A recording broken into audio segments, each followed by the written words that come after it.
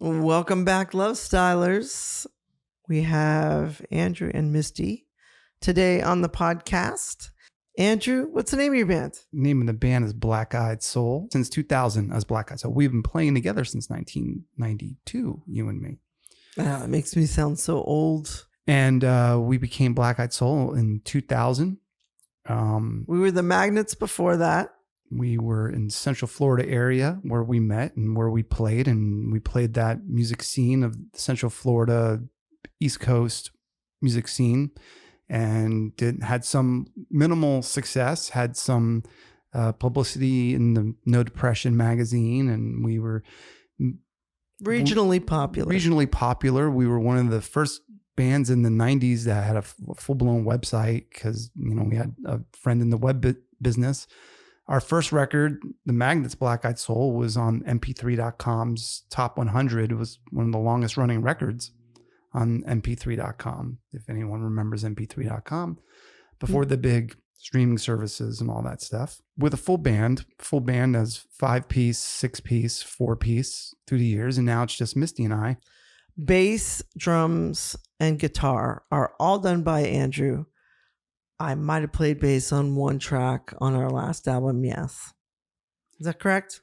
Yes, but you produce everything, not one single stroke on the drums and not one single note on the bass does not get recorded unless we both agree on it, correct? Yes, I have a lot to do with the producing. And that does not mean engineering. I always thought, they were the same thing, but I understand now, like Rick Rubin produces, but he doesn't engineer, right, Andrew? I don't know that he engineers. I know he produces, but he's got to have some probably working knowledge of what he does, of the equipment, the tools he uses. Just like you're not an engineer per se. I'm not even an engineer per se. Everything I learned in audio is from two fabulous people, Mark Brazel of the Zone Studios. I learned quite a bit from him in Central Florida, and I'll give him props for that because I wouldn't know what I know now if it wasn't for Mark. And Chris Heading of TGIF Studios. He really was a sweet guy and a great studio, and we recorded great things with him, and he would, share his knowledge with us. And now we record at home. We have a home studio. It's not a basic. We used to use basic PCs. We finally have a Sweetwater Creation Station, paid for, not endorsed. We're using a very simple recording structure. We're using a Soundcraft USB board. Very, very minimal, or it's not fancy at all. A lot of good mics, some good instruments. And it's all raw. It's all just you and me plugging stuff in, trying to get sounds. We don't have engineering backgrounds. We are dangerous with the right tools, and you can check out blackeyedsoul.com and the record so far, but now we're recording this new one, and it's the best thing we've ever recorded. Would you say, Misty? Yes, it's the best thing we ever recorded. Is the closest thing you and I ever came to a 50-50 collaboration, would you say? Yes. So Andrew always wrote songs my whole life with him. We've been together since like early 90s, playing together since the day we met. And Andrew was always the writer. I wasn't good enough to be in a cover band. I felt I wasn't good enough. I didn't gel with being in a cover band. I couldn't figure out licks. I couldn't figure out the licks exactly. And I just felt more comfortable. I don't know if that makes me,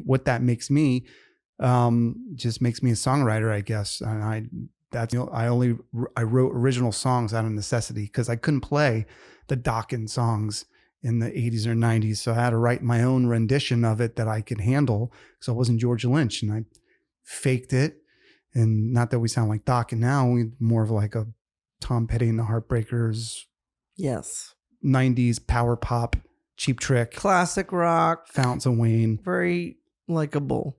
But I started writing songs out of necessity and just became the original songwriter guy. That's so interesting because I would picture you like the way that your songs come out, like, oh, it's a gift from, you channel it or whatever. Like a lot of us kind of give credit to our channeling abilities to another source, another spirit that, comes through us, and it's not really us. So we were in bands starting out kind of early. You were still in high school. You got stuck singing because you had a big gig planned, right? Yes. So did it happen last minute? Did you have time to prepare? Did you sing well and everyone else thought you sang well and you just never sang before? Like, what was your deal there? Well, Pretend you're that age. I don't know how I sang. I probably sang terrible, but the music was semi-terrible. It was kind of artsy, tech rock, not artsy rock, kind of like a Rush, Pink Floyd, a hybrid rock, almost like with this new record we're recording now. It had a lot of good power chords and songs, but little parts. I wasn't into Zeppelin yet, or I wasn't exposed to the plethora. Back then, you couldn't get exposed to a lot of music either. You were stuck with the classic rock. You were stuck with radio. So if you didn't stumble onto a band naturally, you couldn't YouTube. If you didn't have money for CDs, right? You couldn't like YouTube the Runaways, or you couldn't YouTube the Misfits. You can YouTube. You had to go find someone who had a recording of it, or hope to catch a listen, something, and you had to. It was more word of mouth back then too. If you wanted to find something that wasn't rammed down your throat, of course you knew who Twisted Sister was, but did you know that Twisted Sister's, my favorite Twisted Sister record was the second record? They have a second record? Yeah, exactly. That one with Hot Love on it and stuff. Buying a Stairway to Heaven. I don't know what the fuck that means. I don't know what the heck that means. You can edit that. But I know what We're Not Gonna Take It means. There's no decoding it. Right. So circling back, you were always the writer. You became the singer by accident. You took to singing, obviously, and writing your way. Not trying to sound like Dawkins, not trying to sound like everybody else. And also, you said you had limitations. It didn't stop you. You still kept going. What did you find that people liked most about songwriters growing up? Why people love songwriters is because they tell truth. They tell stories. I think they love a good songwriter because a good songwriter shares. And he writes something that you can relate to. I think that's what a good song is. Yeah. So you were mostly the songwriter in all your bands growing up. Did you have a lot of different members come and go, or different types of music you were playing at different times with different bands? I started playing guitar in 1990. I got a guitar for my 15th birthday. Who was it? Electric? It was an electric guitar, so I wanted to make noise. Did you ask right away. for it? Of course I did. I wanted to play drums, but they were too big and too noisy, and they got me a guitar. Mm-hmm. And I started writing right out the gate. I was like, I can't. I started taking guitar lessons, and how I learned to play guitar was learning every single Kiss song on the first Kiss record, frontwards and backwards. Wow.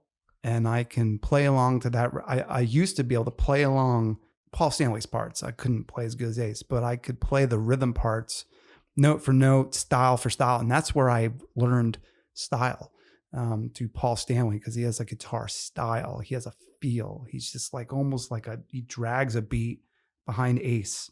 Or maybe it was Ace, I don't know, but it sounds like it was Paul. But Paul is like, Stanley's got to be the greatest rhythm guitar player of all time. They say Elvis was, but I say Paul Stanley. Paul Stanley or Elvis, best rhythm guitar player of all time. And you can even throw Tom Petty in there and Bo Diddley, but I think Paul Stanley smokes them all. That proved me wrong. He's the only guy who plays like a songwriter musician. Wow, there's a difference. Songwriter or songwriter musician? What's the difference? Songwriters think with their heart. Musicians think with their ego. And I think that's proved me wrong again, and I think that's what I try to do. I try to have enough competence and integrity to write a good musical composition. And I want to write good. I'm a lyricist. I love words, simple. Like I said, give me We're not going to take it over Stairway to Heaven. I know what you're talking about. Get to the point, Yeah. I can't identify with, if I can't identify with it, then it's not a great song. It's a musical piece. And we're not going to take it to song. Yeah. It's a campfire song. You could sing it at a campfire. You can sing it at a rally. You can sing it in an arena. You can sing it in the bathroom. That's a song. I've been playing music my whole life, but I just started writing songs recently in the last couple of years since I stopped drinking. For some reason, I didn't want to write when I drank. Start with what you play. Tell us what you play. I play keyboards in Black Eyed Soul. I'm very proud of it. I have taken on writing, so that's a huge leap for me. And so turns out sorrow is the best motivator of songwriting, as most of us know. Heartbreak. So I've had a shitty couple of years, and we got some songs out of it. So fuck it. If it makes me rich, makes us rich, or if someone dances to it, or it makes someone change their mind about something bad they were going to do, and we can be an inspiration, that's all I care about. Some of my stuff sounds almost like Christian rock. To keep it upbeat, what's your favorite song you've written so far? So you used to get a song a record. So I used to get a song a record, but they weren't good enough. Well, so I shouldn't have got them really. No, because first There might be one or two I like. First you would sing one song a record, and usually be something I wrote. And then when we got to, it was Yes, you wrote your first songs, your first 3 Misty songs. Right. That you wrote is on actually Yes. Once you started showing interest in songwriting, that's when I opened up to you and we started writing together. And on the Yes record, you wrote a lot of those songs with me. I suppose so. You did. And tell me, what's your favorite thing about songwriting now? Of course, getting out my feelings on paper is the same as therapy. I believe it's my therapy. I believe it's a channel. For me, it's a channel. It's always been a channel. Playing music's always been a channel. Now I'm channeling words. I thought I just like to write a lot. I have books and books full of lyrics I'll never use. And maybe some of it's shit for all I know, but like poetry. And I think kind of it is. I think songwriting is poetry. So now I'm a singer and a songwriter. So for me, it's leaps and bounds from whence I came.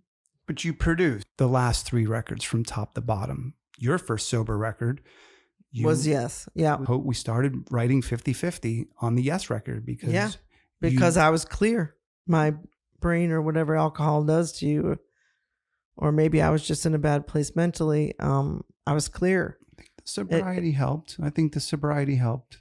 We moved to the mountains too, and it's something mystical here that I like. We can say it was the magical mountains, and it was the fairies in the Appalachians got into your soul, and you struck a chord with you, and lyrics started flowing from another dimension, or maybe you just stopped drinking and you unlocked that floodgate of creativity. Which is the channel. The channel was blocked and now it's not. Yeah. And it could be both. It could be you let the Appalachian music fairies into your soul. You've been behind the board helping get every sound, every snare drum crack. I do help you write your bass licks. You do. You practically write them. You just can't execute them, sometimes. I cannot. But that's okay. You're getting there. But you produce the drums. We agree on tempos. We agree on every groove. We even fight about what guitar to use to what snare drum to use. Do we not? Yes. So you produce. Producing is huge. Tuning drums, that's a whole new thing. Like as a producer, I know that the tuning of the drums has to be right. You produce these records more than I do because you're behind the board more and you're directing. That's true. They have to go through me and I can be quite a boss. But it's for the greater good of everyone's listening. And I think that's why our sound has changed for the better and gotten a lot lighter, because you are in that producing role. The last, if you listen to Season of Self-Loathing, it's a very dark record. You were still in a dark place. I still kind of me doing all the heavy lifting. Swampy as F. It's a very, very nice record. And then when you got sober for Yes, it's a very colorful record. Got a lot of good lyrics and good tones. It's very bright. It's very bright, and it really signifies your sobriety. I think it's the sun peeking up. Is that dawn? Yeah, it's the dawn of the new Black Eyed Soul, per se. That's great and beautiful because it's the sky in the background. And Caitlin Phillips took that picture. Well, what's radical about that photo is it's a little tiny inchworm on a rusty old handrail on an overlook. And behind it, the bouquet background is the Appalachian Mountains, is the Smoky Mountains. There's these vast, giant mountains. There's this little tiny worm in this big, giant mountainscape background. It's kind of us. It's kind of Black Eyed Soul. We're the little worm in the giant world, and just right there, someone could have decided to take a snapshot, and somebody could have flicked them into the dirt and could have got eaten by a toad or a bug. Now I'm in a whole world with insects and everything. This new record is another 50-50 collaboration. That was not a rehearsed event, though. But it's you and I wrote all these songs together.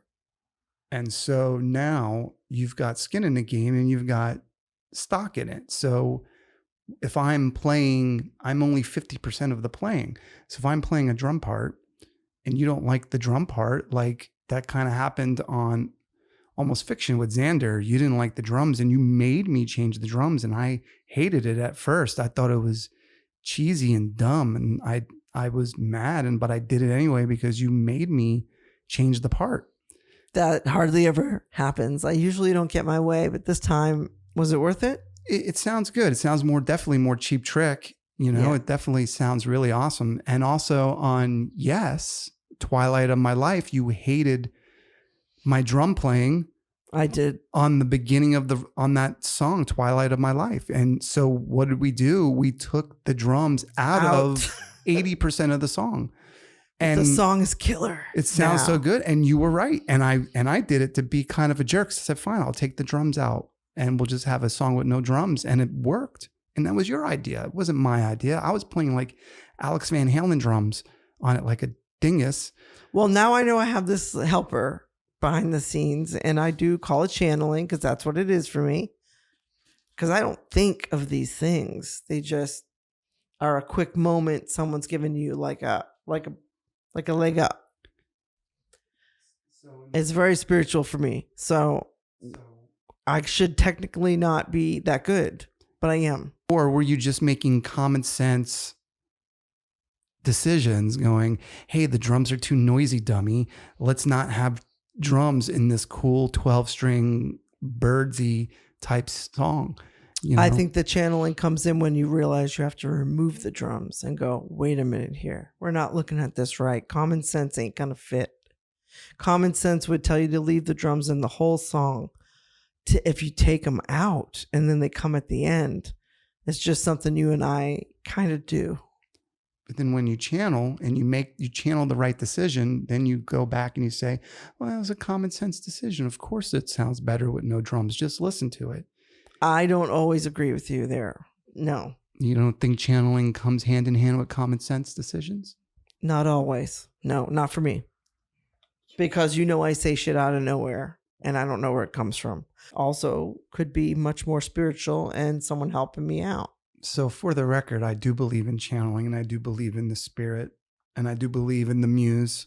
I do believe the divine architect exists in you, especially, and look at what you've accomplished once you got sober and healthy and right with yourself and true to yourself. It would surprise you how fast it comes. Well, no one can look at it. I have to hide that because somebody would think I was nuts. Well, it's just like conception. Conception comes fast. Get it? But look what 7 seconds of love can create. Well, I wanted to thank Andrew, but he had to pee. So he's going to pee upstairs so we don't pick up on the mic. Thank you, Andrew Marcus from Black Eyed Soul. Check out blackeyedsoul.com. And this is Misty from Lovestyle. And our content is changing, guys. Our content is changing. I've been talking about it for a while. I got a ton of videos. Go in the playlist. I'm going to try to keep those tight for you. But start with an earlier season. Just because it was 2023 doesn't mean my videos weren't bomb, because they are. And Andrew lit them. And man, he's a very good director. So they look fantastic. And I'm very passionate about everything I do here. And that has not changed. I like this podcast thing because I get to have a guest, even though I know you guys are on the other side. But stick with us on Lovestyle. We don't know what we're going to do next, but it won't be boring. Okay? And if it is, just jump off and go to another channel. But we'd love to have you here at Planet Lovestyle, which I want to change it to, but Andrew won't let me yet. I wanted to thank you, Andrew, for your beautiful stories and very personal stuff about your life as a musician, a young musician. And we're going to continue this on because I'm curious about even stuff I don't know, stuff you never even told me. So thank you for talking with us today about your musical career. You're welcome. And thank you for including me and talk more about your producing skills and the importance of a brilliant producer. I'll take a brilliant producer over a virtuoso musician any day. Ooh, that is a statement. That could be a total, what do you call it, clip. We're trying to get a hold of someone with a little bit of clout who can put us in the right hands. Who needs songs, man? Because I don't hear any good ones on the radio anymore. We got them. Okay? Black Eyed Soul's got them. Misty and Andrews got them. All right. So Rick Rubin, hit me up. Gang, gang. Give me a call. All right. See ya, Andrew. Bye. Bye.